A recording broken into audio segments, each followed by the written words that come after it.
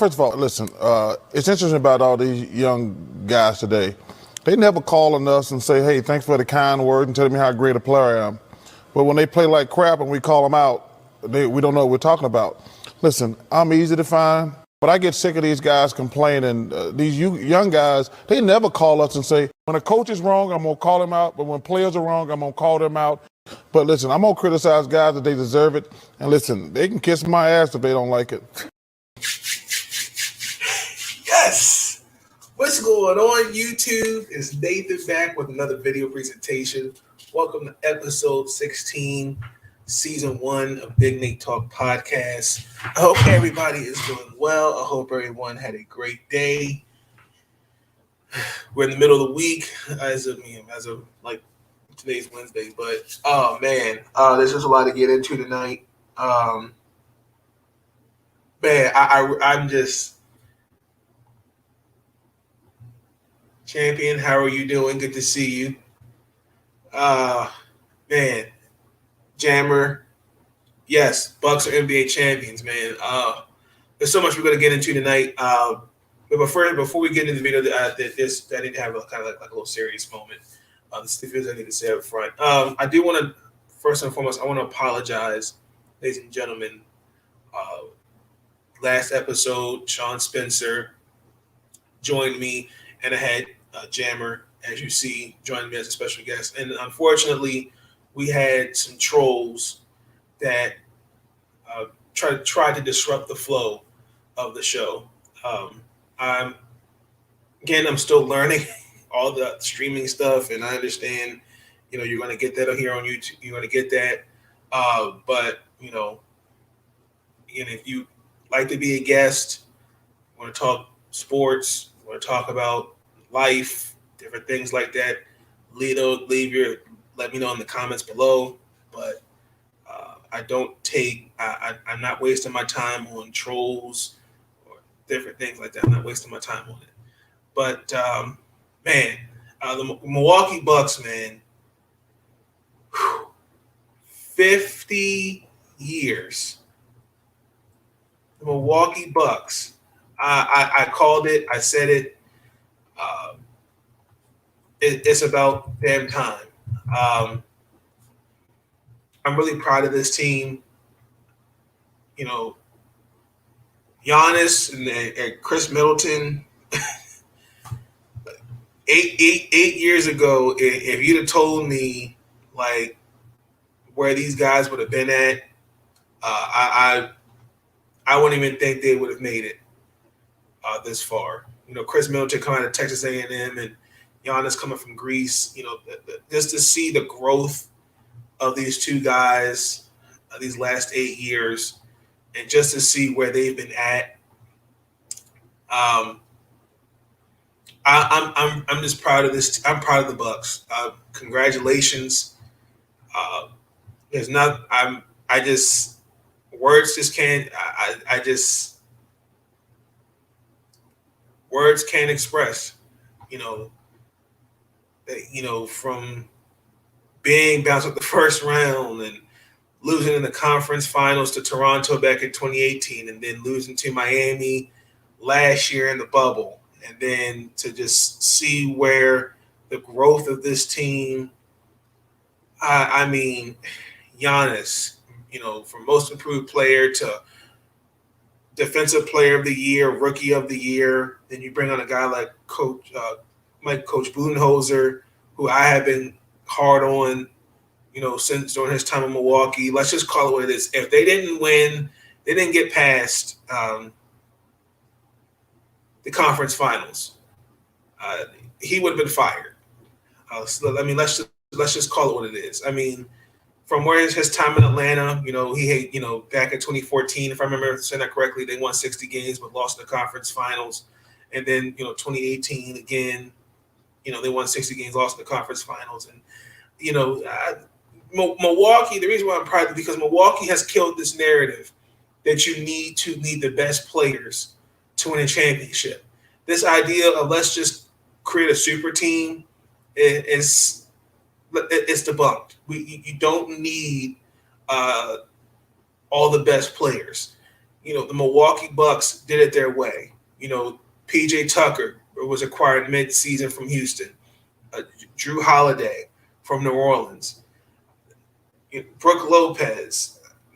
Brogdon left to go to Indiana. Pat Connaughton stepped up. Even though DiVincenzo wasn't there, Jeff Teague.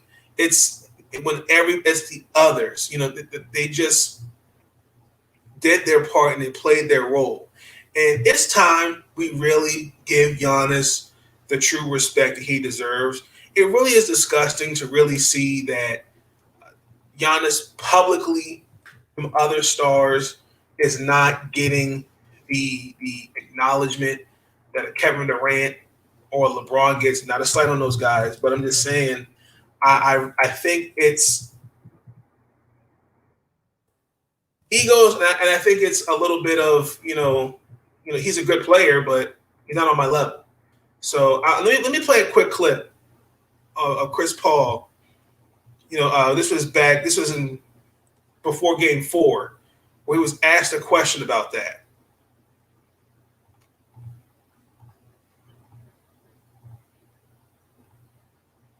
How do you see Giannis? I mean, there's been this conversation where two-time MVP, accomplished a lot, and I want to make sure I had that so y'all could hear that. There we go. how do you see Giannis? I mean, there's been this conversation where two-time MVP, accomplished a lot, and then every so often it's guys kind of speaking up about, does he have the skill? Is it athleticism? Is it size? And it at times feels like he's not necessarily respected by the best of the best. How do you see his game? How do you see that conversation? And he's a two-time MVP. Regardless how he score, he do it. You know what I mean? He come down there, he dunk some more, right. And he shoot layup. You know what I mean? So it is what it is, and I think you got to figure out a way to stop him. We have to try to figure out a way to slow him down, and for us, slowing down or not for us is win the game. Win the game. Like I don't care what the stat sheet looked like after the game. Win the game. So for him, I mean, he's a two-time MVP. So we got to deal with him as such. That being said, when he does say pull up from behind that line and do the kinds of things that drive some of the fans crazy, like when you're on the court, are you going, all right, go ahead? Like that's what we need. I mean, listen, we all got our specialties. You know what I mean? Like they not clearing the lane, let me try to go dunk. You know what I mean? That's not what I do. So at the end of the day, we always gonna play the percentages, and I might have like half a dunk on the season right now. So let me figure that out. Yeah. I think my fingertip might have hit the rim. I mean, like he pretty much kind of said it there, but I think there's this notion that Giannis should be like. I read that. I was looking at the comments in that video, and I kind of agree with that. If he's not like Curry or he's not like Kyrie, but I just don't really understand where the slander comes from. I really don't. I mean, to see the way he's come up from from his story to where he is today. I no disrespect, but look, we did the same thing with LeBron, and everybody respected that story. But I really think the true people that don't respect Giannis is the media. It's the sports media. I don't think they really truly respect Giannis. And unfortunately, this is a league, unfortunately, where it's not physical. It's soft. There's no – the big man is virtually is expired out the game. And like I said, this theory of let's get all the best players and win a championship. And to me, that's bullshit. Excuse my language, but again, like watch tomorrow. The headlines are going to be, well, Giannis saved the NBA. No, Giannis didn't save the NBA. The Giannis and the Milwaukee Bucks, not Giannis, not Chris Middleton, the Milwaukee Bucks as a collective unit, proved to the sports world that you don't need to create a super team to win a championship. You don't need that. This is the same Milwaukee Bucks team that got past, and you can use the injuries for Brooklyn. Nobody had Atlanta get to the Eastern Conference Finals. I mean, let's just call that what it is. And they got past Miami. Milwaukee earned this championship, and they played Bucks basketball. And there's a couple of things I want to take away from tonight's game. Chris Paul, I know that like that first quarter they were really disappointing, but I can't really say enough about the greatness of Chris Paul. I don't know where this notion is that, well, if he doesn't win a ring, that tarnishes his legacy. I mean, regardless, Chris Paul is still Chris Paul. Again, like there have been moments as a fan of his where I have gone, okay, but to see where this team has gone from, they haven't been relevant in 10 years, and to see where they have gotten, Chris Paul plays a role in that. I hate to say this, but every team that Chris Paul touches, they get better. Houston, even though I think he and James Harden clashed. Oklahoma City, he got into a Game 7 in the Western Conference Finals. I just appreciate the greatness of a Chris Paul. I don't expect him to go anywhere. Nobody expected Phoenix to get this far. If you add the fact that Kawhi wasn't there, LeBron and the Lakers with Anthony Street Clothes Davis out, and then also too, think about it. They got past Denver. So again, that's just a heart and determination and leadership by Chris Paul. Devin Booker, I'm disappointed. 0-7 from 3. I was looking for Devin Booker. I was looking for him to go off tonight. I kind of expected him to it was either him or Giannis to have a 40-piece. But everybody, with the exception of Jay Crowder, played poorly. DeAndre Ayton, the same guy. Everybody, I was very disappointed. He just looked like he didn't want it tonight. But I mean, if you're the Phoenix Suns, man, like the futures, I see this team. I see this team actually going to the finals next year. I don't know what the Los Angeles Clippers are going to look like. I don't know what the Lakers are going to look like. Dallas, I think they have the tools to get there for sure. But Monty Williams deserves. Listen, Monty Williams is one of my favorite coaches, and if y'all understand, what he's been these last few years. Obviously, lost his wife in a car accident, and his faith as a Christian, he kind of plays he played kind of a role, and the reason why I decided to get baptized again and go to church, and just to see where he's led this team to greatness. 8-0 last year in the bubble. I believe they won 34 games, and then to get where they're at now, that's just all around coaching. That's leadership. And if you're the Phoenix Suns, man, like I said, you got a bright future. Like I said, the only thing that bothers me about when you win a championship, ladies and gentlemen, is that everyone's gonna look for. Can't pay everybody, and unfortunately, you got to think about Ayton. I know Crowder will look for a payday. Cameron Payne, they want to pay Ayton. Chris Paul, Guys going to look for some money. And again, a team's going to pay them in free agency. That's why I hate free agency to a certain extent, because free agency it kills dynasties. Same thing is going to happen with the Bucks. You're going to have to think about that. I know Bobby Porter's going to look for a paycheck. Middleton, I probably would think in a year or two. Brooke Lopez, Connington, they're all going to look for money. So,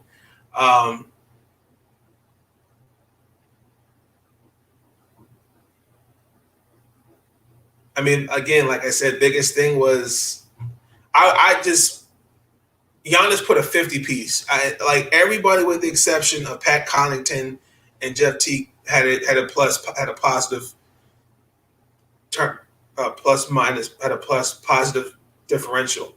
PJ Tucker had no points, but a steal, an assist, and 6 rebounds. Chris Middleton, when it was needed, clutch buckets. Drew Holiday, again, like offensively couldn't get anything going, but was distributing the ball and played some great defense. So I can't sneeze at that. And Drew Holiday is another one. Y'all know how hard I've been on him. I followed him since he came into the league. I watched him when he was with the Sixers, coached by the great Doug Collins. I know what Drew Holiday is. He's an all-star talent, and I know the type of player that he can be. You just got to tip your hats off to both teams, man. And I really can't wait to see what next season is going to look like. And again, I have to commend all these guys. Unfortunately, I know in a few months, I think it's September. These guys, November or something like that. These guys will be right back at it. So, again, celebrate the moment, but we got to get back in there. We got to be prepared for next year. So again, congratulations to the Milwaukee Bucks. Well deserved. Words can't say enough. I'm really happy for Giannis. Like I said, the slander talk has to stop. Let's appreciate the greatness of Giannis, and let's give credit where it's due. This was an actual NBA Finals that I actually enjoyed without having disrespect to LeBron, Steph. It was actually a great Finals to watch. And again, take your hat off. But there's a couple of things I want to point off. Again, I'm going to use stat news. Giannis is the first player in NBA history with 40 points, 10 rebounds, and 5 blocks. Blocks were first scored as a stat in 1974. Players with 40 plus 10 games in the NBA Finals, that was Shaq back in 2000, and Giannis joined that list. Giannis scored more points in a playoff game than James Harden did. And also, let me see if I can find that for y'all real quick. I might remember this guy, Bucks legend, in my eyes. Good little ball player. I actually wonder what he's doing nowadays. He and Monte Ellis were a good little backcourt. For sure. Good little backcourt. Let me share that for you real quick. Well, first of all, congratulations and welcome back to the playoffs. How much have you been yearning for this? Ever since I got back. Ever since my rookie year. It's been 2 years now. I haven't been in the playoffs, so I'm happy to be back. I knew coming in this year, I said, one thing we are going to do is make the playoffs. Just the fact that we've always been so close ever since, we haven't been back my rookie year. Lockout year, we didn't make it off for a couple games towards the end of the year. So with a full strength and a full team and also playing beside Monte Ellis, I knew we had a good shot at making it. How do you work together and how do you play off of each other? Well, some nights, he might have it going. So, I just let him rock with it. Some nights I might have it going and I just do what I do best. But, if me and Monte Ellis don't come and play, we probably won't have a really chance of winning. So we always have to be on our P's and Q's and we always have to be ready. What do you do to kind of exploit the fact that you guys are not quick in the man? I think our key is to try to run as much as possible up and down in the fast break game. The game is not going to be won, of course, in the first quarters. or this first half. You're going to have to really dig down deep in the second half, because that's when Miami really likes to punish you. So we'll have to really take advantage of our speed and quickness, and that's just getting out in the open floor. They have some great players, but obviously LeBron's head and shoulders probably above everybody. How do you contain him? What do you do with him? What challenges does he present? Well, I mean, it's going to be a really big challenge. I mean, LeBron James is the best player in the world right now. He's probably going to get his 4th MVP this year. So, I mean, he's not a guy who's just easy to contain. I mean, he has so many things he can do. He can change the game by getting his teammates involved, scoring, getting into the low post, all type of things. So it's going to really take a team effort, to basically stop that guy. Actually, I'm very excited. Just the fact that the whole world is going to be watching. We're playing against the defending champs. I think it's going to be a good one, an exciting one. I know everybody's counting us out, but for us, there's really no pressure on us right now. So we just going to go out there and play basketball and win. And win? Yeah. And how many games? 6. We're gonna win in 6. Shout out to Brandon Jennings, man. I love that guy. Shout out to Brandon Jennings, man. Now, again, like, also too, the Antetokounmpo brothers. It's funny. They got a ring. All 3 have a ring before the Ball brothers. I want to point that out there. Teams to win the NBA Finals, it was down 0-2. The 1969 Celtics, the 1977 Blazers, the 2006 Miami Heat, the 2016 Cavaliers, and now the Bucks. Again, great company. PJ Tucker's got a ring before James Harden, because PJ Tucker was on those Houston teams with James Harden. Giannis joins the list, 50-point finals games in NBA history. Bob Pettit, Elgin Baylor, rest in peace. Rick Barry, Jerry West, Michael Jordan, LeBron. Again, just look back at his stats. I mean, this is a guy that came off a hyperextended an injury that we thought he was out for the season. And, it's ironic. He scored 50 of their 105 points. That was what was ironic to me. Chris Paul led teams that have blown leads. They were 2-0 when he was with the New Orleans with the Hornets. They lost in 2008 to the Spurs. Grizzlies in 2013 blew a 3-1 lead with the Rockets. The Blazers, but he broke his hand. And then the Warriors in 2018, his hamstring, and then now the Bucks. He's the first player ever to blow 4 2-0 leads in a best-of-7 series. And Giannis also joins Tim Duncan and Giannis for multiple MVPs and the Finals MVP. I mean, again, we witnessed greatness, man. So, man. Also have to give a shout out to the NBA Finals crew. I thought they did really well. Mark Jackson, Jeff Van Gundy, Malika Andrews, Maria Taylor, Jalen Rose, Adrian Wojnarowski all did a really great job. I would like to see Ernie Johnson and the crew at some point host the NBA Finals. Just me, because I think they make it a great. They make it fun to watch more than just basketball. They just make it fun to watch inside the NBA. But real quick, again, Chris Paul. I just don't really understand. I don't want to see any Chris Paul slander. Chris Paul's a great player. Again, at the end of the day, it's a team game. Unfortunately, like I said, you're going to get all the praise and all the glory, and you're going to get criticized. And I'm looking at Devin Booker. Again, from having a 40-point game to kind of honestly, truthfully being nowhere to be found. Ayton, nowhere to be found. I was really disappointed that Cam Johnson didn't get any minutes. Cameron Payne. I was really looking for Phoenix to be kind of, okay, we're on the road. We got to just win one and we got to go back home. But, regardless of all the slander Chris Paul has got, Chris Paul, in my opinion, is the top 5 point guard. He's a first ballot Hall of Famer. Again, he's one of my favorite point guards. If I started a team, I'd want him as my starter. Hell, I wouldn't even want him as my coach.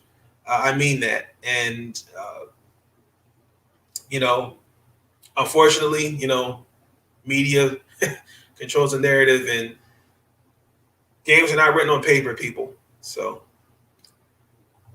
real quick, I wanted to mention this. I did get a chance to mention. I forgot to mention it in last week's episode and the previous episode, but I wanted to give a congratulations to Candace Parker, as she's the first woman to be on the cover of NBA 2K22.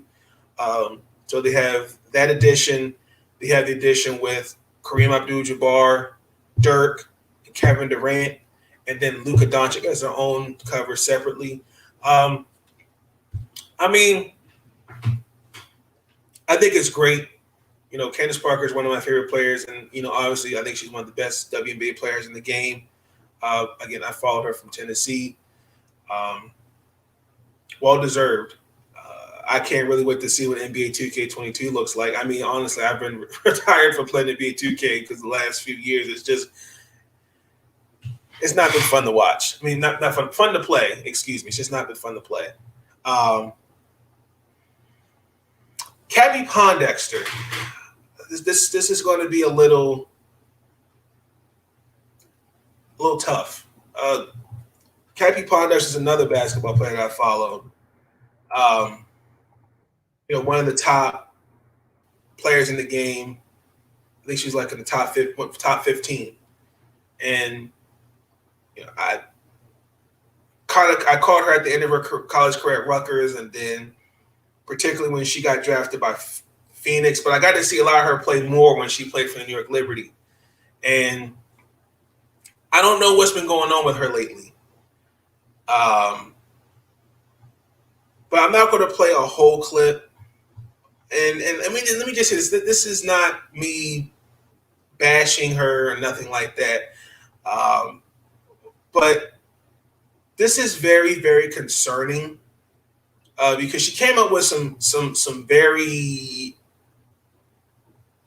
disturbing accusations, saying that LeBron is sex trafficking, and then she also said some things about Cheyenne Parker was sleeping with other men. She wasn't pregnant. I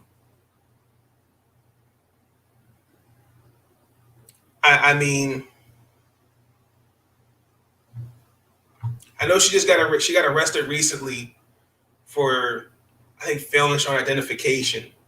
But I'm going to just play a couple minutes, like less than a minute of it, and I'm just forewarning you, like this is nothing to joke about. Like this is really sad, honestly. This is where we need to really pray. Pray for one another, and I really pray that she gets the help. I know it's documented. I think her sister has come out and said that she's had mental health problems, and it really hurts my heart because she's one of my favorite basketball players, and it hurts to see a lot of these athletes. It doesn't matter, like in her situation, but with like PTSD, that's in any sport. These guys, when they retire, it's really easy to say how some of them are. After they've been in the lights and stuff like that. So, but I'm gonna play less than a minute of this, and I'll leave this in the description for y'all to see. But I'm just forewarning y'all. This was definitely hard to listen to. Like a motherfucker, niggas know I'll bang on your ass, and I ain't talking about I will pull up on your ass. You said what, my nigga? I'll slap the shit out of you, boy. Nigga, anybody know that? If I ever got to that level, you knew there was something wrong with me. If other than that, if I wasn't like that, I'm a good spirit, man. I chill, I party, I drink. Everybody know I'm in the club. Everybody know I got the fashion on lock. I stayed in Nike drip. I've been signed with them since I was 15 years old. I went with Al Harrison, old bitch ass. He owed me $187,000, and I should have been more in real time because I went to Protege, and they stole my motherfucking money. Now I ain't gonna tell you about Viola. That's really been gorgeous. But he don't want to get that shit to him. He trying to get an IPO. That shit ain't getting no IPO. That shit ain't coming out. Then I had to go back to Nike, and I've been on probation ever since. But y'all don't even know. I own Nike. That ain't Phil Knight.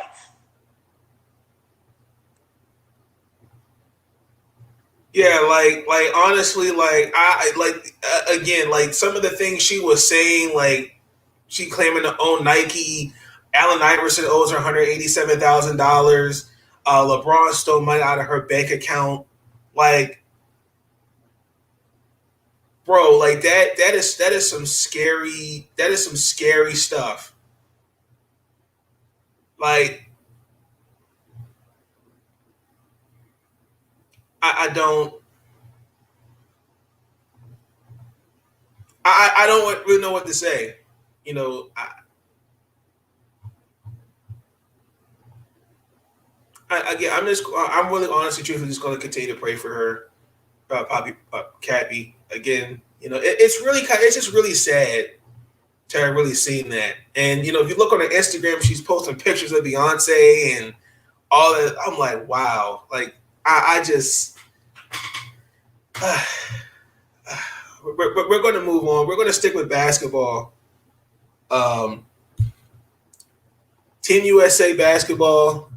So, Team USA women's beat Nigeria. FIBA denied the appeal for it to have Nneka, Shanae, Elizabeth Williams, and Erica, which is Nneka and Shanae's sister, to play on the Nigerian team. Which I kind of figured would happen. One, because it's too close to the Olympics, and I think, I hate to say it, in my opinion, I kind of feel like it was you know, like, if they're not going to be play on the team, I'm just going to go play for this team. And I don't like that. I mean, I feel like her, like, I see her being on the team next year, and I get it. She's frustrated, but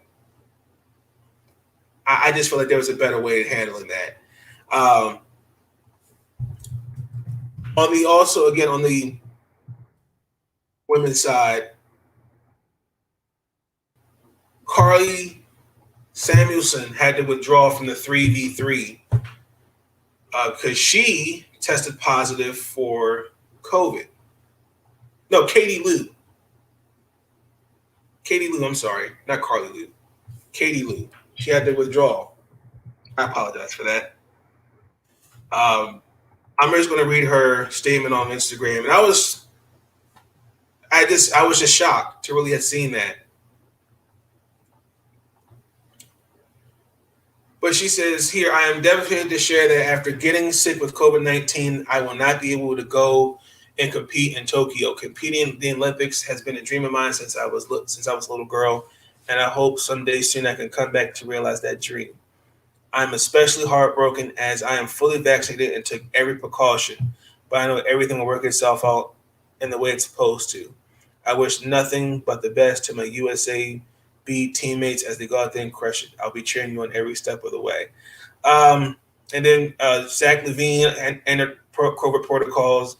And then I believe if it's not today, it's probably going to be Thursday or Friday. Because I don't know, because I think, Devin Booker, Chris Middleton, and Drew Holiday all have to be on a plane. And I'm pretty sure they're going to have to quarantine for probably a couple of days.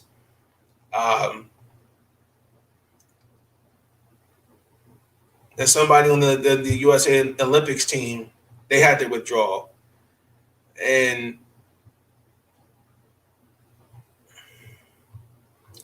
I mean, I'm not going to be one of those like sitting on a soapbox and saying, well, you need to be doing this, you need to be doing that. Listen, I mean, at the end of the day, like, I'm not going to tell you what you do with your life. I mean, I would just really just encourage everybody to just please remain safe and just practice, you know, the social distancing, wearing the mask, and then just be mindful of what we're doing, because you know, unfortunately, like, I hate to say it, but you know, this is real. This is a reality.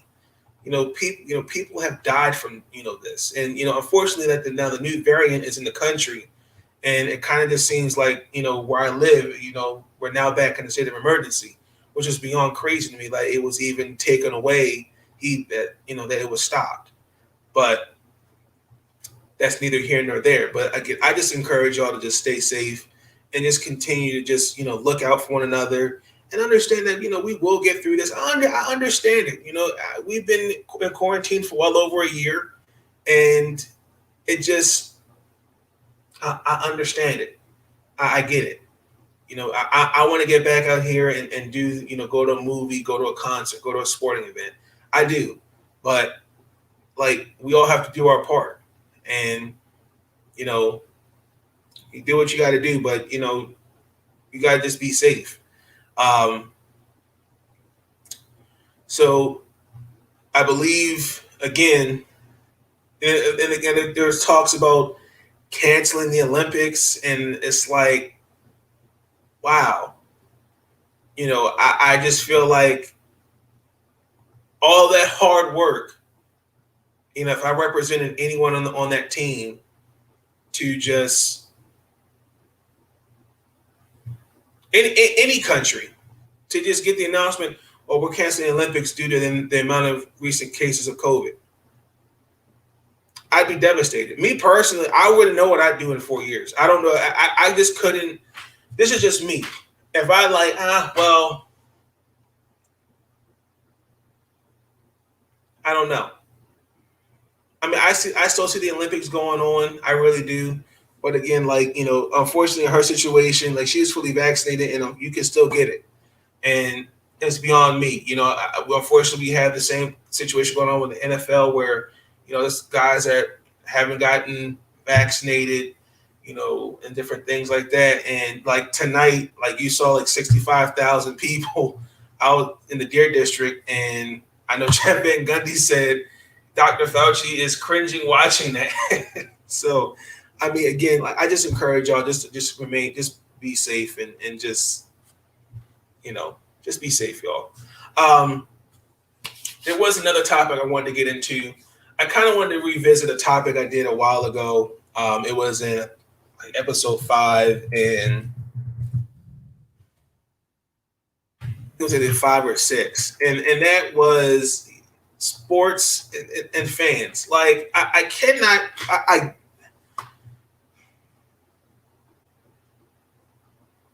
It's really getting really hard, and it's starting to really piss me off, because we haven't been able to go to any event, particularly sporting events, in the last year. And the fact that when things open up, now you're seeing the behavior of fans. For example, Russell Westbrook gets popcorn thrown at him. Kyrie Irving gets a water bottle thrown at him.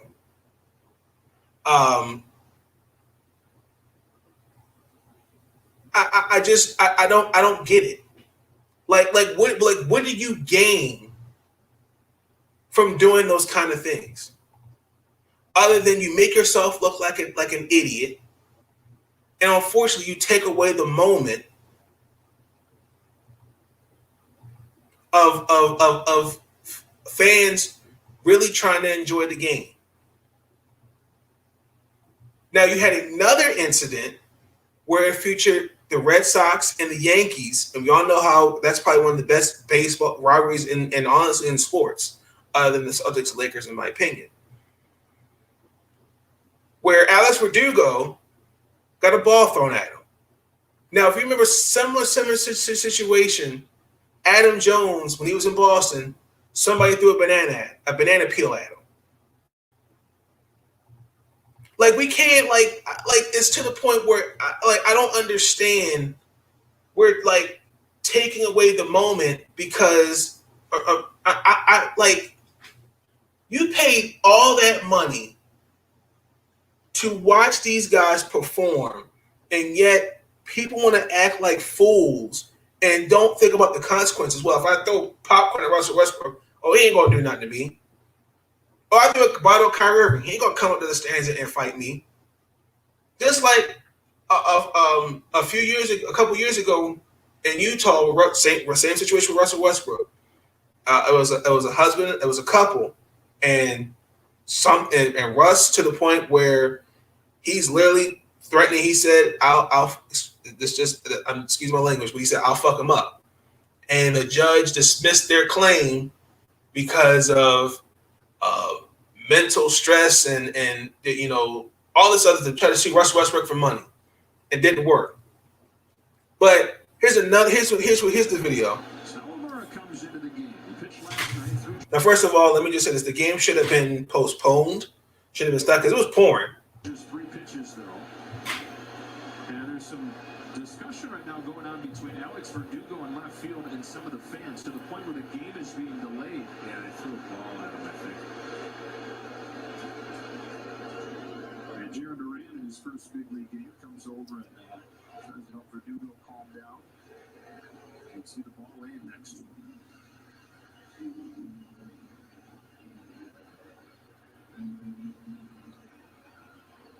The umpire's doing their best to point out who threw it so they can show him the exits.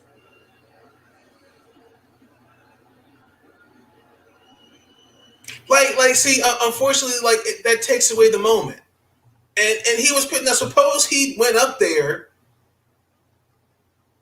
and the guy who didn't. Now, suppose the guy who threw it apparently is banned from all 30 teams from attending all 30 teams.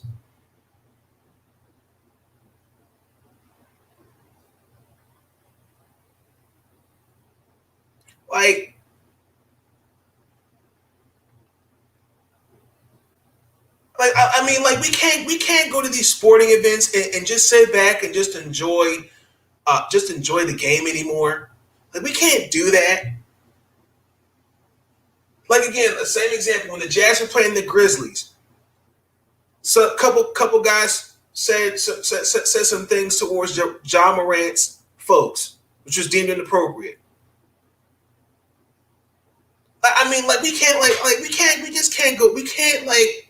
Come on, people. Like, we're better than that. We're better than that. We're going to transition into baseball. The Baltimore Orioles. Keep in mind now, probably at some point, I will say at the end of this month, I'm going to try to get Nicholas Bizarro, member of Let's Talk Football, who's a baseball fanatic. We're going to try to break down the trade deadline. Hopefully there'll be some trades made. Just so we can get into the Orioles, I do want to take this opportunity to congratulate Sarah Langs, Alana Rizzo, Heidi Whitney, Lauren Gardner, and Melanie Newman, the first women's broadcast team to call the Blue Jays, Tampa Bay, and the Tampa Bay Rays and Oriole game. I caught a little bit of that. We lost tonight. It was John Means' first game since he came off the DL. Struggled a little bit. Obviously, the final score was 9-13. It's great. It was good. It was good to really see that. Like I said, baseball is just a distant third. I kind of feel like there's this notion that I just feel like they kind of just want to keep it old school, like in the 1950s, 1960s.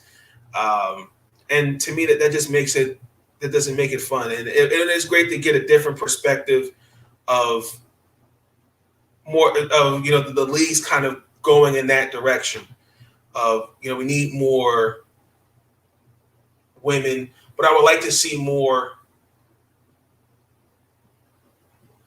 color. I'd like to see more diversity. I'd like to see, an African American. I'd like to see an Hispanic. I'd like to see more of that gravitate into broadcasting. I'd like to see it particularly with baseball. I know baseball is not the best sport, but I'd like to see more of that. You have black journalists and Hispanic journalists, but I'd like to see those guys more on that level. And I congratulate all 5 women. They did a great job. Melanie Newman, she calls our Oriole games. She does a really good job. She was placing Jim Hunter and Gary Thorne. I know Gary Thorne's with the Pirates now.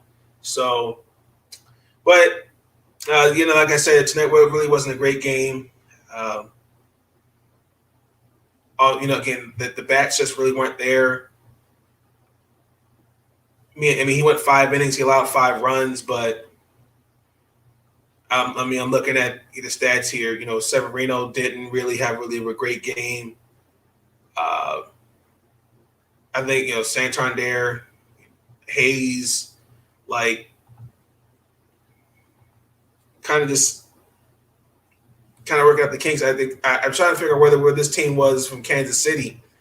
They had a really great series, but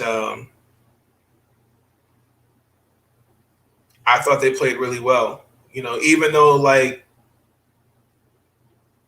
the Friday game, okay, but the Sunday game and the Saturday game were really great to watch. Matt Harvey got his first win. I know I feel bad for Matt Harvey because I know he's been looking at the same pitcher he was a few years ago. But again, like I said, I mean at this point with the Orioles, I think they'll get a win out of this series.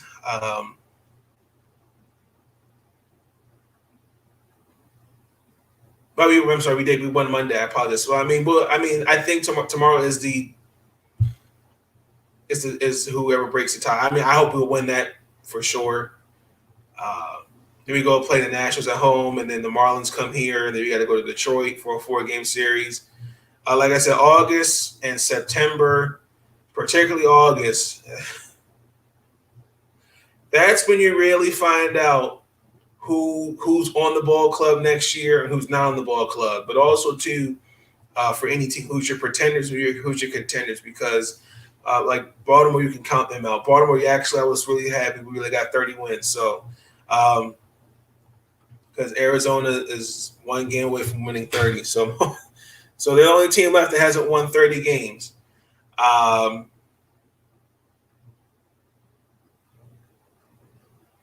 it's still kind of sad to know that the Marlins are 10.5 games back from first place in the NL East. And then the Brewers, Dodgers, Giants, Red Sox. I mean, Yankees, at this point, I don't see them making the playoffs. I think the Yankees have been the most disappointing team. The Kansas City Royals. I know Mike Trout, I think was first game back today, I want to say.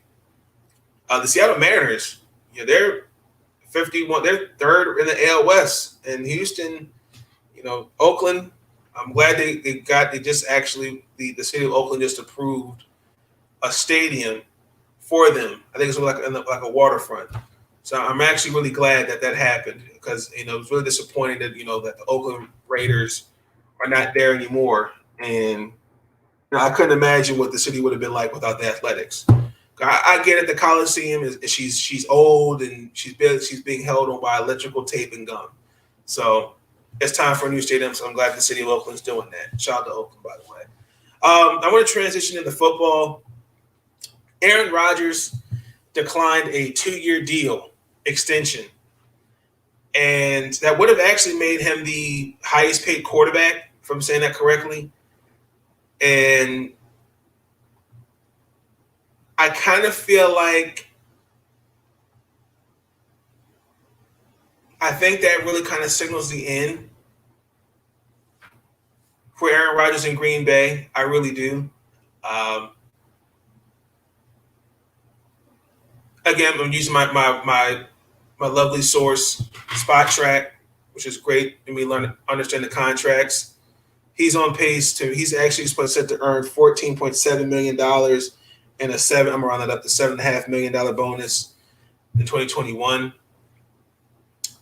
The annual value of his contract is $33.5 million, which is the 6th highest.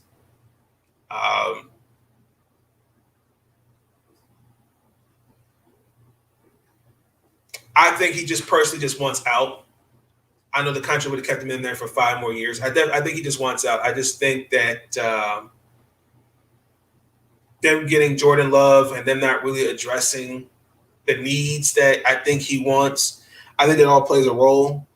I really think, honestly, too, I really kind of feel like the Green Bay Packers they're not going to go down this road like he did with Brett Favre. I think with Brett Favre, that was a circus. The way that was with, Brett Favre 1 year retired, and another year he couldn't make up his mind what he wanted to do. All this protect my legacy and all that other stuff. And like with Aaron Rodgers, you got to understand, at some point you got to pass the torch. I get it. And no one's saying that he's not the same player, but I mean he's 37. I mean, look at Drew Brees. I mean, Drew Brees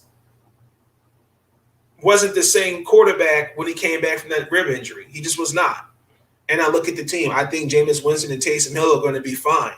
And I think Jordan Love, unfortunately, I hate to say it, I really feel like he, in all of this, is the bad guy, because I kind of feel like, honestly, it was like now you've put him in a situation where he has to be at that point where he is the guy that once Aaron steps away. But I really think it's more of Aaron Rodgers. I think he just wants things done his way. I know he's talked about he wants the GM fired. I'll be looking for I can't think of his name on top of my head. Google him, find his name real quick.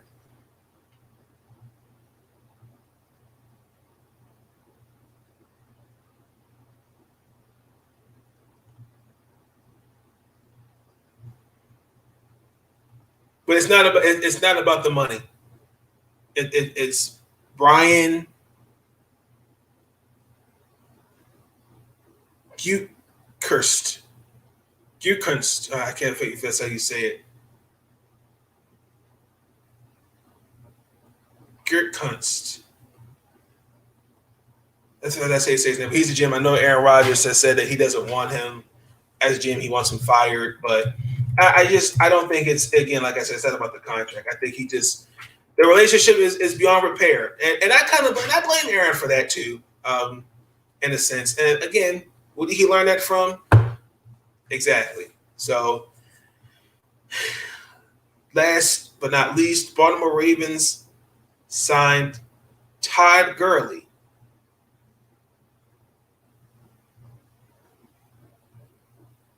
I don't really know how to feel about that one. I really don't. I listen. I was kind of surprised.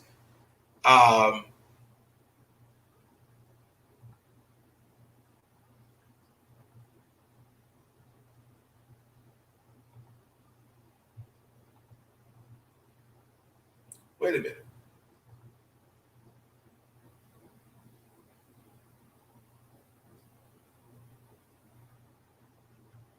Hold on.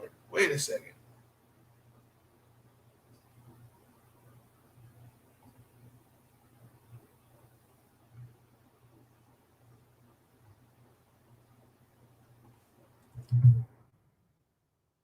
Oh, did I miss something? Because Adam Scheffler said that we had signed him.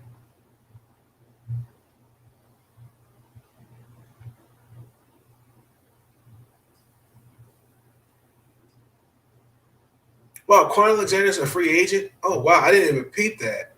The Ravens could sign him. And also, too, real quick, man, shout out to Cam Akers. Thoughts and prayers, man, towards Achilles today. While working out, oh, gosh.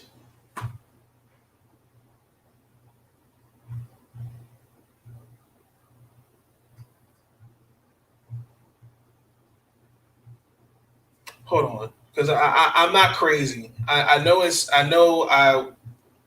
was shared an article, and it stated that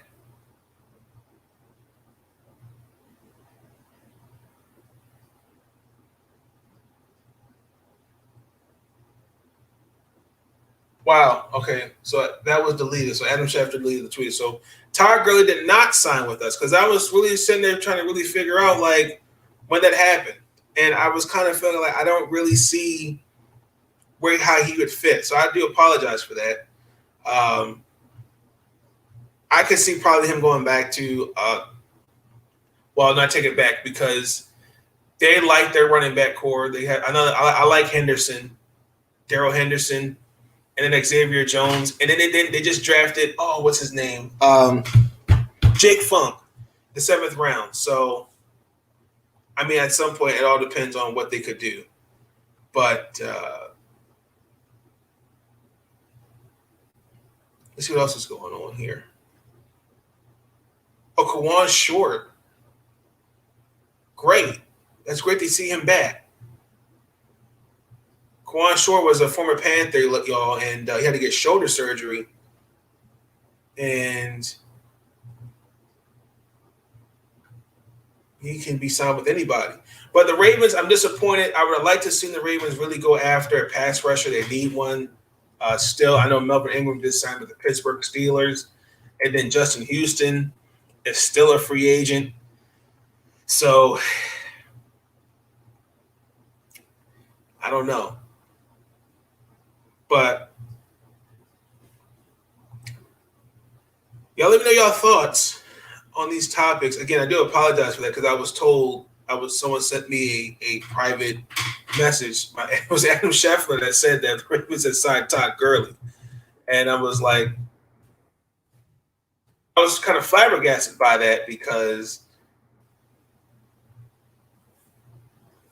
I kind of feel like I don't think you really need – I don't really say he would fit, but that's just me. Also, too, former Raven running back Lorenzo Taliaferro, former running back for us. Fortunately, the medical report came out that he died of cocaine and fentanyl intoxication. Lorenzo was a good little football player, a little running back. It was just shocking when I heard about it. It was really shocking to hear that he had died. Again, man, like this is a great episode. This is going to conclude season 1 of Big Nate Talk podcast. We're going to go into season 2, probably starting Monday. There's a couple of things I want to get into. I want to kind of revisit this NBA season. What stood out to me, really honestly, through these playoffs. So be on the lookout for that. I'm going to do my best to keep up with Team USA basketball and enjoy these Olympics, baseball.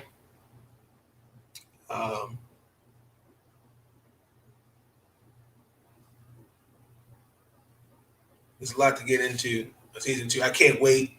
Again, like when I started this a couple months ago, I did not really see where I did not think it would be at where I would think it is. And again, I just appreciate y'all for showing love and just really, giving me the opportunity to continue to talk sports. Because, this is therapy, and this is what I love to do in my, in my free time. And, I've always want to have a conversation with y'all, about, y'all favorite teams and y'all NBA finals and stuff like that. But, again, like we're 16 episodes in and, that's in this season 1. So, I kind of feel like it'd be kind of appropriate to kind of just close out. I'm going to close out with the interviews with Giannis and Chris Paul, and then we're going to just end it right there. So, because I want to hear these interviews, especially with Chris Paul. I really want to hear what these guys want to say because these guys, I'm telling you, like I need to see somebody here on YouTube make a video of the most dumb questions a journalist asks these guys. It makes no sense to me. Starting with Chris Paul. It felt like a lot of turnovers. Come out and start the third quarter, we had a few wide open shots, didn't knock them down. And then it was the same old thing just about every game, the free throws. You know what I mean? They made timely shots. We didn't. We didn't get stops when we needed to, and they just beat us. Quick follow, your first season in Phoenix, and you talked about how much you love being with the guys, and I know it's probably hard to reflect on that now, but just coming here and being able to be a part of this, what does this mean for you personally? I mean, I'll take some time and think about that, but right now, you're just trying to figure out what you could have did more. You know, it's tough. Great group of guys, hell of a season, but this one gonna hurt for a while. Mark Spears, go ahead, Mark. Chris, how would you say the locker room was like? Any way you could describe what the emotions were like in there? Just lost. So. Go to Rachel. Go ahead, Rachel. Oh, you got another one? Yeah. Looking back at this whole experience, just I know you're shy, but of making it to the championship. What does it mean to have finally reached this pinnacle and have this experience? For me, it just means back to work. Back to work. You know, none more, none less. Ain't no moral victories or whatnot. We sort of saw what it takes to get there, and you know, hopefully we see what it takes to get, you know, past that. Go ahead, Rachel. What does it feel like? I feel like we just lost. You know what I mean? So. See what I'm talking about? What is that? What do you expect me to say on that question? What does it feel like? I just lost my fourth consecutive playoff appearance where I've led my led teams are 2-0. What do you expect me to feel? Oh, I'm just going to crack a smile and go, hey, you know, it was a great season. See you guys next year. Like, come on now. Yeah. Knowing that for so long you worked to get to this point, is there any solace in, hey, I've had this experience No. and I can learn from it and I might get back here? I mean, it'll take a while to process this or whatnot, but it's the same mentality. Get back to work. You know what I mean? I ain't retiring. If that's what you're asking. That's out. So, you know, back to work. Dwayne. Yeah, Chris, with all due respect, obviously you got a decision to make in the offseason. How much will this season impact what you decide to do? No, we just lost a few minutes ago. You know what I mean? Right now, we're going to process this and figure this out. I think everything else will take care of itself. Go to Mark. Go ahead, Mark. Hey, Chris, obviously I know tonight isn't what you wanted to happen, but when you look at the big picture of the growth with Devin and DeAndre, what jumps out to you? We grew all season long, you know what I mean? Especially starting out the way we did. Nobody probably expected us to be where we are except for us, you know, but excuse me, it is what it is. You know, like I said, all season long with our team ain't no moral victories. So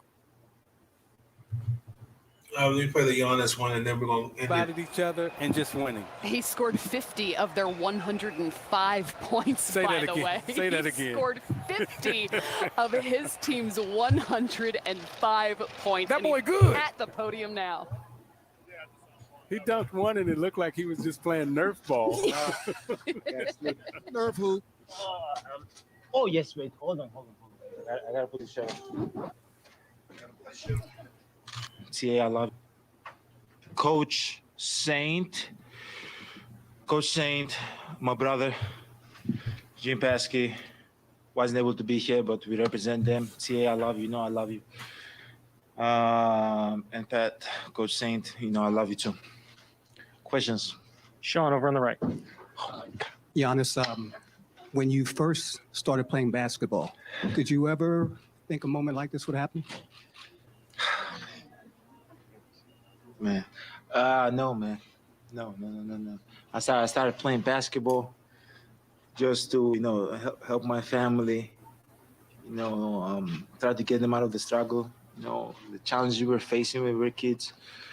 But, man, I never thought, I'm going to be 26 years old, with my team, playing the NBA finals, just playing. And, I was just happy just being a part, not even winning, just being a part of this journey, and but I never thought ever when I'll be 26, I'll be sitting in this chair with this right here and this right here. Man, it's been we've come a long way. Candace, over here. Hey, Giannis, how are you? When thinking about the diaspora of Africa, and you think about the country that your parents came from, and what do you think about? Do you know what you represent to the continent, and what do you think this title, those two trophies, mean to the continent? I know, obviously, I represent, my country, my both countries, Nigeria and Greece. A lot of kids from there, but not just from Nigeria, from the whole Africa, whole Europe. I know that I'm a role model, but this should make every person, every kid, anybody around the world to believe in the dreams. And no matter whatever you feel, when you feel down, when things don't look like it's gonna happen for you, or you might not make it in your career, might be basketball, might be anything. Just believe on what you're doing, keep working. Don't let nobody tell you what you can be, what you cannot do. People told me I can't make free throws. I made my free throws tonight, and I'm a freaking champion. I made them and I'm supposed to make them. But I'm joking. Actually, I'm not. But yeah, just believe, man. I hope I give people around the world, from Africa, from Europe, give them hope. That it can be done. It can be done. 8 years ago, 8.5 years ago, before I came to the league, I didn't know where my next move will come from. My mom was selling stuff in the street. And now I'm here, sitting in the top of the top. And I'm extremely blessed. And that's why I'm extremely blessed. If I never have the chance to sit on this table ever again, I'm fine with it. I'm fine with it. But I hope this can give everybody around the world hope, and allow them to believe in their dreams. Vince in the middle. Hey, Giannis, your journey as a pro. It's the trophy. You want to have another intimate moment with your journey as a pro. You played point guard. You came off the bench. You've developed to this point. What does all this mean, basically, from the moment that you got to the NBA? It's been a long journey, man. I've done it all, man. I've done it all. I did anything I could just to be on the court, just to be in this position. I've not played. I've come off the bench. When I was 18, I started in the team. I've went to the front office and tell them to send me to the G League. I want to I've done it all. I've played point guard. I've only defended slash from the corners and everything, And my fourth year, I was able to lead as a ball hand. I've done it all. And tonight, it was just that's what I had to do tonight. I had to do a little bit of everything. I had to defend, I had to rebound, I had to block, I had to do a little bit of everything. But people that helped me throughout this journey, man. John Hammond, that drafted me and believed in me and believed in my family, brought my family over here, made me feel comfortable, made me feel like I was his son. When I was homesick and I was alone in the hotel. Larry Drew, credit to Larry Drew, Jason Kidd that came to the team and pushed me. That's right. Larry Drew was the head coach when he was drafted. I developed other parts in my game. Get into the rim, shoot the mid-range shot. Just be dominant, get to the free throw line.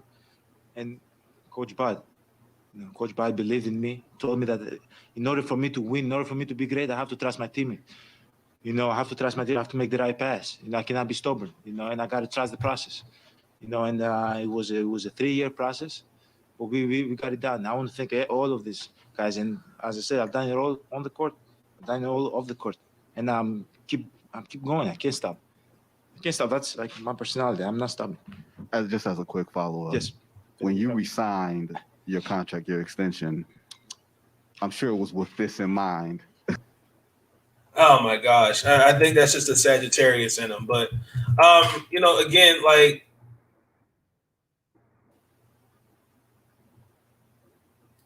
hello, what can I help you out with today? YouTube checkpoint. Okay.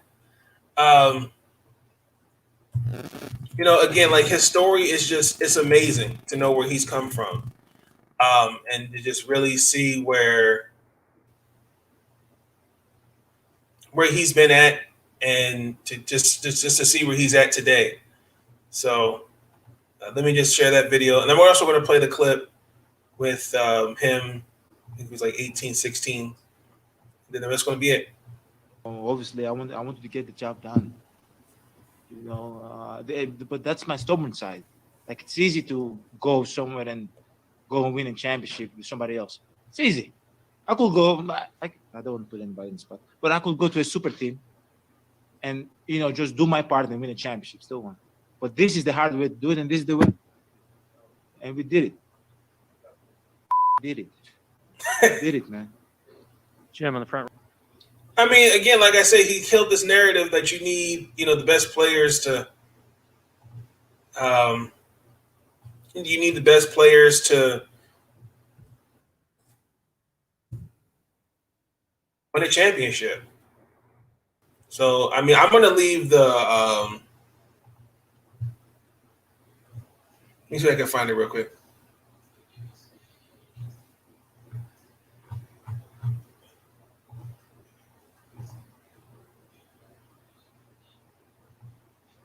I mean, I would just encourage y'all to just look at the interview with, I think he was like 13, 14, 15.